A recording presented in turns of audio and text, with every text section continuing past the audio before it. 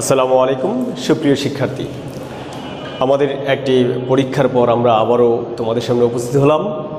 তো আশা করি আজকের ক্লাসটা তোমাদের কাছে অনেক একটু ভিন্নধর্মী মনে হবে এবং কি আজকে যে ক্লাসটা খুবই ইন্টারেস্টিং একটা ম্যাটার, সেটা হচ্ছে হ্যাভ ভার্ব এর ব্যবহার, অর্থাৎ দ্য ইউজেস অফ হ্যাভ। তো ফার্স্টলি আমরা যেটা দেখব, হ্যাভ ভার্বটা কি, what is have verb. Have verb এটাকে টু হ্যাভ ভার্ব বলা হয়, আবার হ্যাভ ভার্ব বলা হয়।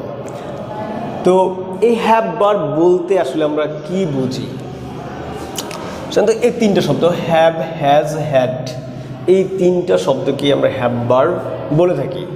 আরেকটা তোমরা যদি মনে রাখো যেটা হ্যাভিং, হ্যাভিংও একটা হ্যাভ ভার্বের মধ্যে পড়ে। তো এখন এই হ্যাভ ভার্বের গুরুত্বটা কি, এটা আমরা কেন শিখব? তোমরা দেখে থাকবে যে ইংরেজিতে lot of sentences with have verbs, অর্থাৎ হ্যাভ ভার্ব দিয়ে অনেক অনেক বাক্য আছে। অর্থাৎ এই বাক্যগুলো কোথায় হ্যাভ ভার্বের কী ভূমিকা আছে সেইগুলো আমি আজকে তোমাদের সামনে তুলে ধরব। আর খুবই interesting matter is that most of the students don't know the uses of have verb. অনেক ছাত্রছাত্রীরাই এই হ্যাভ ভার্বের ব্যবহারটা জানে না। আমরা হ্যাভের কয়টি ব্যবহার পেয়ে থাকি, মেজরলি মানে প্রধানত কয়টি ব্যবহার পেয়ে থাকি সেটা একটু আমরা দেখব। যেটা দেখে থাকি যে অক্সিলিয়ারি ভার্ব, এটা একটা হ্যাভ ভার্বের মধ্যে পড়ে। অক্সিলিয়ারি ভার্ব হিসেবে একটা ব্যবহার হ্যাভ ভার্বের, মেইন ভার্ব হিসেবে ব্যবহার আছে, কজেটিভ ভার্ব হিসেবে ব্যবহার আছে। তো তোমরা অক্সিলিয়ারি ভার্ব আর মেইন ভার্বের সাথে পরিচিত, কিন্তু কজেটিভ ভার্ব হিসেবে হ্যাভ ভার্বের ব্যবহার এটার সাথে পরিচিত নও। তো প্রিয় শিক্ষার্থী, আজকে এই তিনটি বিষয় আমি হ্যাভ ভার্বের মধ্যে তুলে ধরব। আশা করি তোমরা ক্লাসটা মনোযোগ দিয়ে লক্ষ্য করবে। তো ফার্স্টলি আমরা যেটা দেখব অক্সিলিয়ারি ভার্ব হিসেবে হ্যাভ ভার্ব। এখানে টেন্সের একটা বিষয় নিয়ে আসি আমি। হ্যাভ, হ্যাজ, এই দুইটা সাধারণত প্রেজেন্টকে নির্দেশ করে, অর্থাৎ প্রেজেন্ট টেন্সকে নির্দেশ করে। ঠিক আছে, এখন এটা প্রেজেন্ট টেন্স এবং প্রেজেন্ট ফর্ম, ভার্বের প্রেজেন্ট ফর্ম, অর্থাৎ এটাকে আমরা B1 দ্বারা চিহ্নিত করতে পারি। তো এই প্রেজেন্ট টেন্সে এরা অক্সিলিয়ারি ভার্ব হিসেবে কীভাবে বসে? আমরা জানি যে প্রেজেন্ট টেন্সের চারটা পার্ট আছে: simple present, present continuous, present perfect, present perfect continuous. সাধারণত এই দুটি প্রেজেন্ট পারফেক্ট এবং পারফেক্ট কন্টিনিউয়াস, এই দুটি টেন্সে ব্যবহৃত হয়ে থাকে। তো আমরা দেখব হ্যাভ আর হ্যাজ, এই দুইটা কোথায় কার সাথে বসবে। এখানে দেখো, এখানে সাবজেক্ট কি হতে পারে, এই হ্যাভ ভার্বটা কোন সাবজেক্টের সাথে বসতে পারে সেটা একটু খেয়াল করো। এইটা হচ্ছে সাধারণত ফার্স্ট পারসন সিঙ্গুলার নাম্বার এবং ফার্স্ট পারসন সিঙ্গুলার, যেমন আই। ফার্স্ট পারসন সিঙ্গুলার কি আছে? আই সিঙ্গুলার নাম্বার, এবং all plural forms, all plural ফর্মসের সাথে এই হ্যাভটা আমরা ইউজ করব। সেটা অবশ্যই প্রেজেন্ট সিম্পল টেন্সে, অর্থাৎ প্রেজেন্ট টেন্সে। অল প্লুরাল ফর্মসের সাথে, প্লুরাল সাবজেক্টের সাথে আমরা এই হ্যাভ ফর্মটা ইউজ করতে পারবো। আর এটা শুধুমাত্র থার্ড পারসন সিঙ্গুলার নাম্বারের ক্ষেত্রে, 3RDPSN, পারসন সিঙ্গুলার নাম্বার, অর্থাৎ থার্ড পারসন সিঙ্গুলার নাম্বারের ক্ষেত্রে। যেমন কি হতে পারে? হি হতে পারে, শি হতে পারে, ইট হতে পারে, নেম হতে পারে, মানে সিঙ্গুলার নেম, যেটা নেম হতে পারে। ঠিক আছে, আর এটার ক্ষেত্রে কী হতে পারে? I, we, you, they, etcetera, আর প্লুরাল ফর্মস যেটা হয়। তাহলে এগুলো আমি কিভাবে এটা অক্সিলারি ভার্ব, এটাকে অক্সিলারি ভার্ব কেনই বা বলা হলো, দেখো আমি কয়েকটা এক্সাম্পল লিখছি। আই হ্যাভ ডান ইট, আমি এটা করেছি। She has sung a song. বিষয়টা খেয়াল করো যে শি এটা থার্ড পারসন সিঙ্গুলার নাম্বার, এর সাথে হ্যাজ ইউজ হয়েছে। কেন ইউজ হয়েছে? কারণ এটা থার্ড পারসন সিঙ্গুলার নাম্বার তাই হ্যাজ হয়েছে, এটা ফার্স্ট পারসন সিঙ্গুলার নাম্বার তাই হ্যাভ হয়েছে। একটা জিনিস লক্ষণীয়, দেখো এখানে কি এটা কি ভার্ব হিসেবে করছে, দেখো এইটার অর্থ কি প্রাধান্য পেল না। সাধারণত হ্যাভ ভার্বের অর্থগুলো আরেকটু তোমরা জেনে নিলে ভালো হবে। দেখো তাহলে এরপরে কি আছে, ডান আছে, এরপরে সাং আছে। ডান মানে কোনো কিছু করা, আর সে সাং মানে গান গাওয়া। তো গান গাওয়ার ক্ষেত্রে দেখো শি হ্যাজ সাং, তাহলে এখানে হ্যাজ সাং এই দুইটা মিলে একটা অর্থ মানে প্রকাশ করেছে।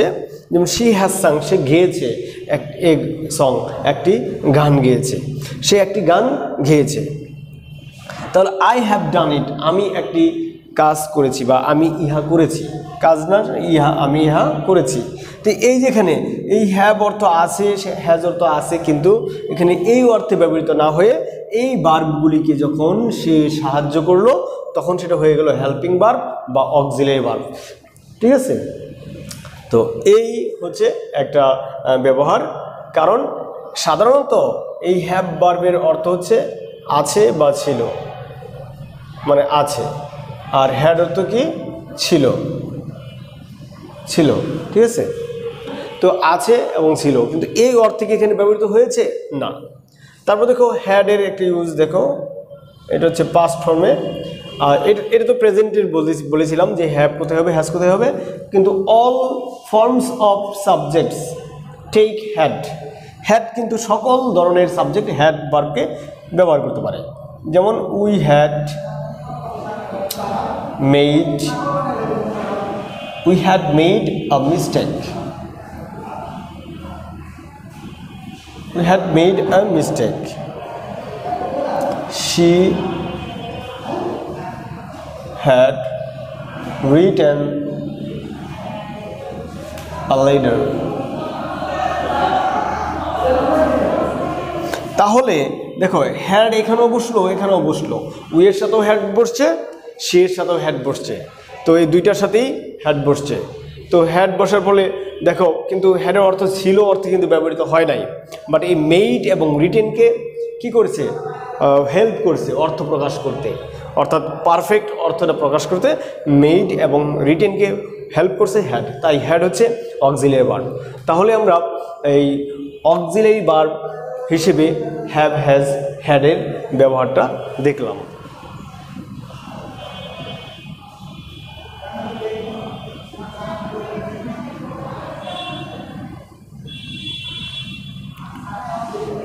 তো প্রিয় শিক্ষার্থী দেখো মেইন ভার্ব হিসেবে, অর্থাৎ মেইন ভার্বের আরেকটা নাম হচ্ছে প্রিন্সিপাল ভার্ব, আমরা প্রিন্সিপাল ভার্ব হিসেবেও কি ব্যবহার করব, হ্যাভের ব্যবহার করব। এটাকে আমরা দেখো প্রিন্সিপাল নট প্রিন্সিপাল, তো প্রিন্সিপাল ভার্ব হিসেবে আমরা হ্যাভের হ্যাভ, হ্যাজ, হ্যাড ব্যবহার করব। তবে এক্ষেত্রে হ্যাভ কমা হ্যাজ অর্থ প্রাধান্য পাবে হচ্ছে আছে, আর হ্যাড অর্থ প্রাধান্য পাবে হচ্ছে ছিল। ঠিক আছে, এখন শুধু ছিল না, এটার সাথে আরও অর্থ আছে, এটার সাথেও যেমন আরও অর্থ হবে। হ্যাভের বহুবিধ ব্যবহার আছে আমরা পেয়ে থাকি সাধারণত। এই আছে এটা কমনলি ব্যবহৃত হয়, ছিল এটা কমনলি ব্যবহৃত হয়। যেমন হ্যাভ অর্থ পাওয়া, আবার হ্যাভ অর্থ খাওয়া, আবার হ্যাভ অর্থ তোমার পাওয়া, খাওয়া এবং কি চাওয়া, এরকম। ঠিক আছে, এটার ক্ষেত্রে পেয়েছিল, ওই পাস্ট হবে, পাস্টের রূপগুলো এটা হবে। তো এখন আমরা মেইন ভার্ব হিসেবে হ্যাভের ব্যবহারটা দেখে থাকি। যেমন আই হ্যাভ আ ক্যাট, আমার একটা ক্যাট আছে। তো এখানে আছে অর্থে ব্যবহৃত হয়েছে। আবার যদি আমি আরেকটা সেন্টেন্স লিখি, I have a cup of tea, আমি এক কাপ চা খাই, এটা খাওয়া অর্থে গ্রহণ করা হয়েছে। আবার দেখো, আই উইল হ্যাভ ইট, আমি এটা পাবো, পাওয়া অর্থে ব্যবহৃত হয়েছে। যে ওখানে হ্যাভের ব্যবহার দেখলাম, হ্যাজের ব্যবহার দেখি আমরা।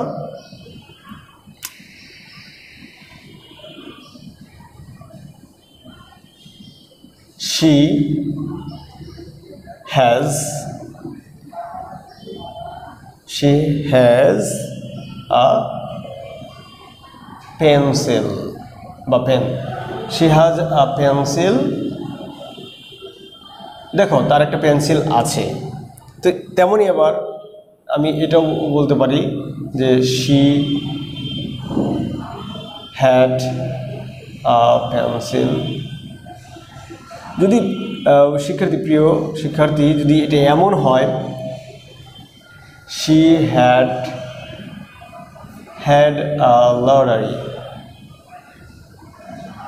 সে একটা লটারি পেয়েছিল, had, এখানে দেখো চমৎকার বিষয়, হ্যাড এটা কিন্তু অক্সিলারি ভার্ব হিসেবে ব্যবহৃত হয়েছে, আর এটা মেইন ভার্ব হিসেবে ব্যবহৃত হয়েছে।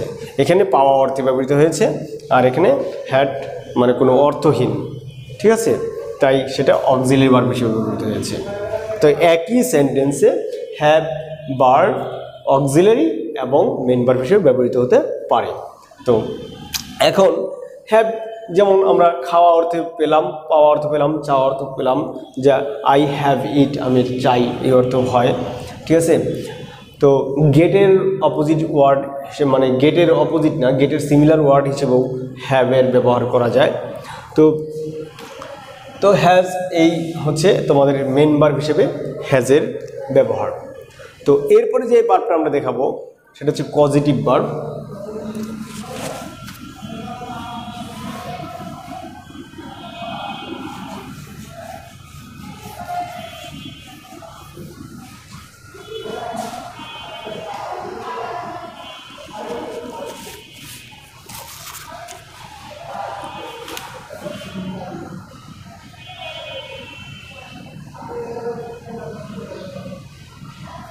এখন পজিটিভ ভার্ব হিসেবে হ্যাভ ভার্বের ব্যবহার।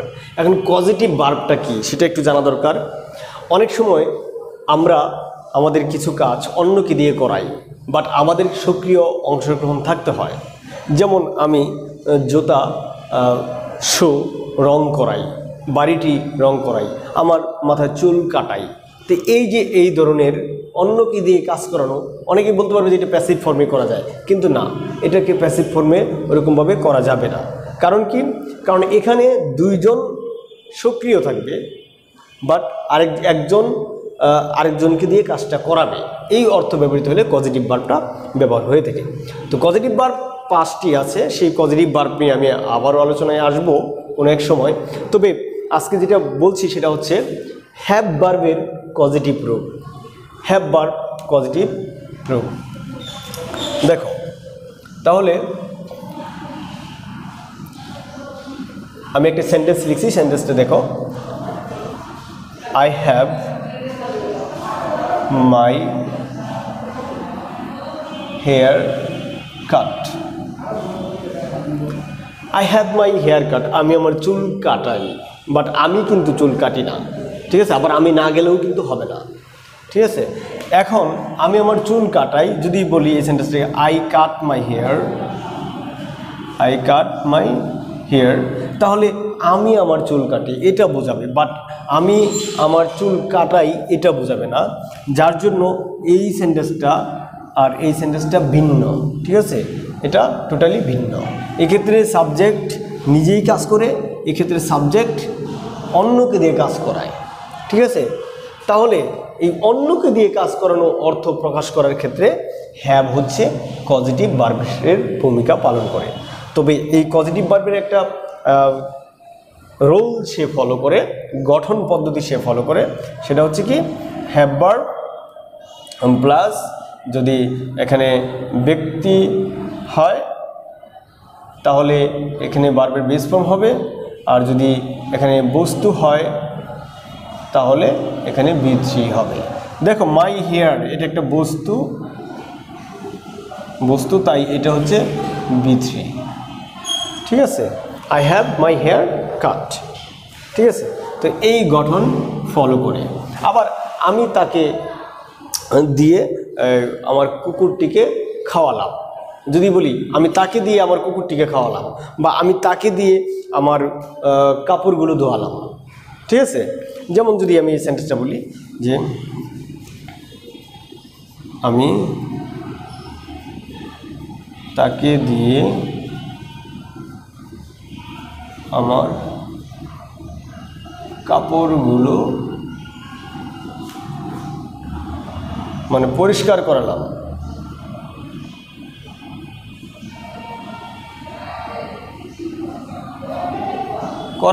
এইটা হচ্ছে পাস্ট বোঝাচ্ছে, তাহলে কে করালো? আমি করালাম। আই এখানে করালাম যেহেতু আছে, তাহলে হ্যাড ইউজ করবো আমরা। এই হ্যাভের জায়গায় কি হবে? হ্যাজও হতে পারে, আবার হ্যাডও হতে পারে।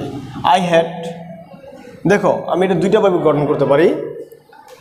আমি তাকে দিয়ে আমার কাপড়গুলো পরিষ্কার করালাম, তাহলে আই হ্যাড মাই ক্লথস,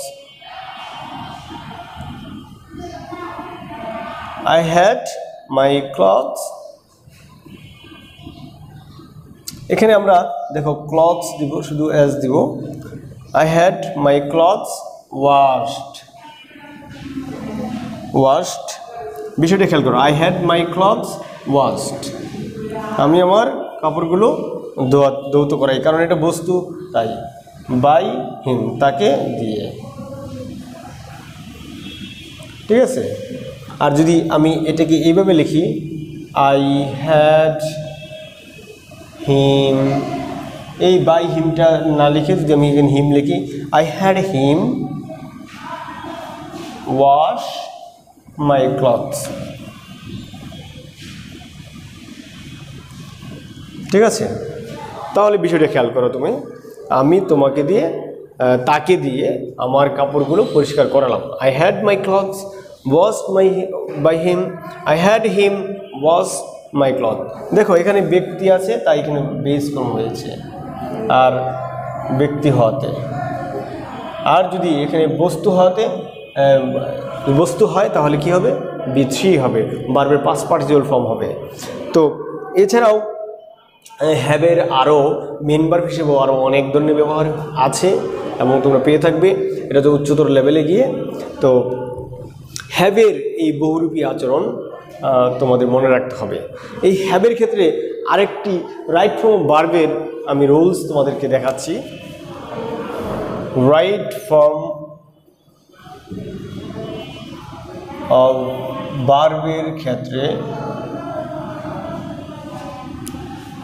ভার্বের ক্ষেত্রে হ্যাভের ভূমিকা অত্যন্ত গুরুত্বপূর্ণ, কারণ এই হ্যাভ যেখানে থাকে, দেখো হ্যাভ, হ্যাজ, হ্যাড এবং হ্যাভিং, এরপরে মূল ভার্বের পাস্ট পার্টিসিপল ফর্ম হবে। এই যে এই ভার্বগুলির পরে মূল ভার্বের পাস্ট পার্টিসিপল ফর্ম হবে, এই রুলসটা তোমরা অনেক বেশি পেয়ে থাকবে বিভিন্ন ধরনের ইংলিশ আর্টিকেলস, ইংলিশ রাইটিংস এবং any kinds of text you will have such kind of formation of sentences। ওকে, তাহলে হ্যাভ, হ্যাজ, হ্যাড, হ্যাভিং এরপরে মূল ভার্বের পাস্ট পার্টিসিপল ফর্ম হয়।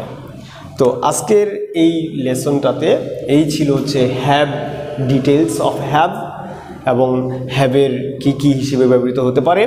হ্যাভ ফার্স্টলি যেটা আমরা দেখেছি অক্সিলারি ভার্ব হিসেবে ব্যবহৃত হয়, সেকেন্ডলি যেটা দেখেছি আমরা মেন ভার্ব হিসেবে ব্যবহৃত হয়। একই সেন্টেন্সে হ্যাভ মেন ভার্ব এবং অক্সিলারি ভার্ব হিসেবে ব্যবহৃত হতে পারে, পজিটিভ ভার্ব হিসেবে হ্যাভের ব্যবহার হয়ে থাকে। তো এই ছিল হচ্ছে হ্যাভ এবং হ্যাভের বিস্তারিত। তো আশা করি তোমরা এই ক্লাসটি মনোযোগ দিয়ে শুনেছ এবং কি বুঝেছ, এবং পরবর্তী ক্লাস দেখার জন্য আমন্ত্রণ জানিয়ে আজকের মতো বিদায় নিচ্ছি। আসসালামু আলাইকুম, আল্লাহ হাফেজ।